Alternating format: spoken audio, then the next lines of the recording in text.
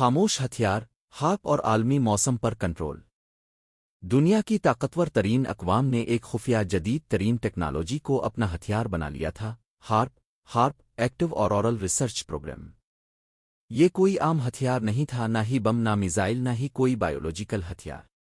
یہ ایک ایسا ہتھیار تھا جو موسم کو قابو کر سکتا تھا۔ صرف ایک حکم پر وہ شدید طوفان، مسلسل بارشیں، تباہ کن زلزلے اور خوفناک سونامی پیدا کر سکتے تھے۔ جو ملک ان کے قابو میں نہ آتا وہ تباہ کن آفات کا شکار ہو جاتا۔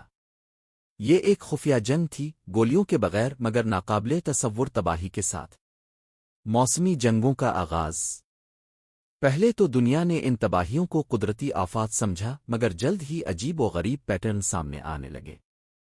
بغیر کسی وجہ کے آنے والے سیلاب، غیر معمولی شدت والے زلزلے، صرف مخصوص ممالک میں شدید خشک سالی۔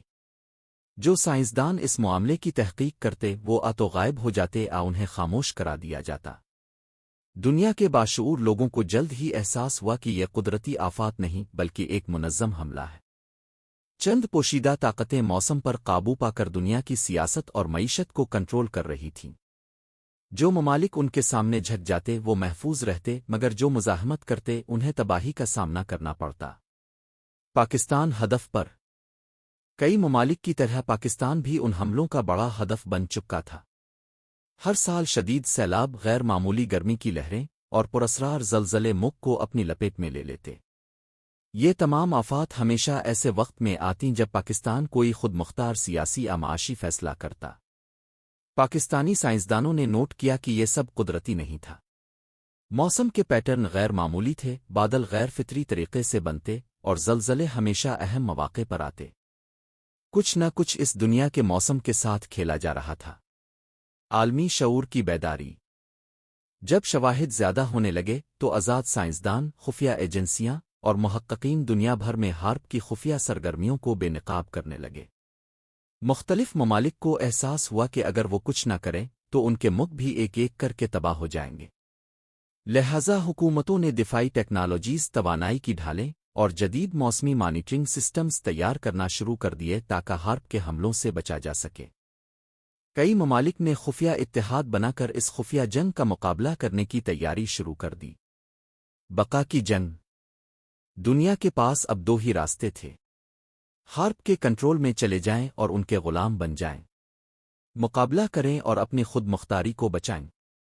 پاکستان، جو ہمیشہ سے ایک بہادر قوم رہا ہے، ہارپ کے خلاف ڈٹ گیا۔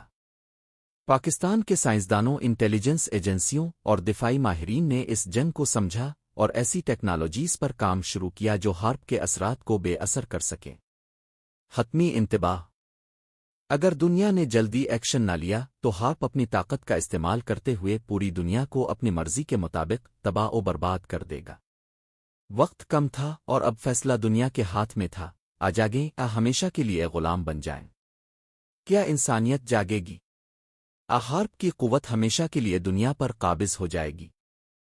یہ کوئی کہانی نہیں بلکہ ایک حقیقت ہے۔ ہارپ ٹیکنالوجی دنیا میں موجود ہے جس کے ذریعے موسموں کو کنٹرول کیا جاتا ہے۔ خفیہ طاقتیں اسی ٹیکنالوجی کی مدد سے دنیا کے موسموں کو کنٹرول کرتی ہیں اور ان کا سب سے اہم نشانہ پاکستان ہے۔ اس ٹیکنالوجی کے ذریعے ہی پاکستان میں فصلوں کو تباہ کر دیا گیا ہے۔ جب فصل تیار ہوتی ہے، بارشیں شروع ہو جاتی ہیں، جیسے کہ کپاس کی فصل، گندم کی فصل وغیرہ۔ 2005 میں پاکستان میں آنے والا تباہ کن زلزلہ بھی اسی ٹیکنالوجی کی وجہ سے لایا گیا تھا۔ 2011 کا سیلاب بھی اسی ٹیکنالوجی کی مدد سے آلف تھا۔ اسی ٹیکنالوجی کی مدد سے گرمی کی شدت کو بڑھایا اور کم کیا جاتا ہے۔ اسی ٹیکنالوجی کی مدد سے سردی کی شدت کو بھی بڑھایا اور کم کیا جا سکتا ہے۔ عجیب و غریب قسم کی گرمی اور سردی اسی ٹیکنالوجی کی وجہ سے ہے۔ کوئی مانے نہ مانے لیکن یہ ایک حقیقت ہے، کیونکہ حقیقت کو کوئی چھیٹلا نہیں سکتا۔ اللہ تعالیٰ پاکستان کو اپنی حفظ و امان میں رکھے، آمین۔